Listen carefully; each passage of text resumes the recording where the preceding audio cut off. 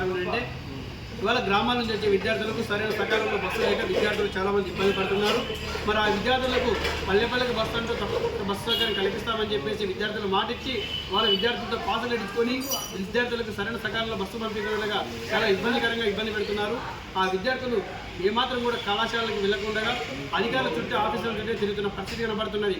అయినప్పటికీ కూడా ఇక్కడ ఆర్టీసీ అధికారులు ఏమాత్రం కూడా స్పందించకుండా విద్యార్థుల్ని ఆఫీసులు చెప్పుకోవడం అనేది చాలా దుర్మార్గమైన విషయం.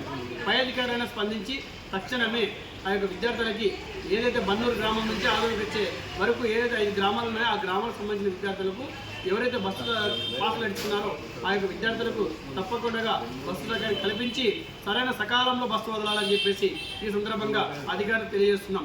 లేని ఎడల ఇదే ఆర్టీసీ డిపో కార్యాలయం ముందు పెద్ద ఎత్తున ఈ విద్యార్థులు ఎవరైతే పాసులు కట్టారో ఆ విద్యార్థులందరినీ చైతన్యంతో కలుపుకొని అవసరమైతే పెద్ద ఎత్తున కూడా ఉద్యమాలు చేపడతామని చెప్పేసి ఈ సందర్భంగా అధికారులకి హెచ్చరిస్తున్నాం. నా పేరు తిరుమల, PDS రాష్ట్ర నాయకుడు.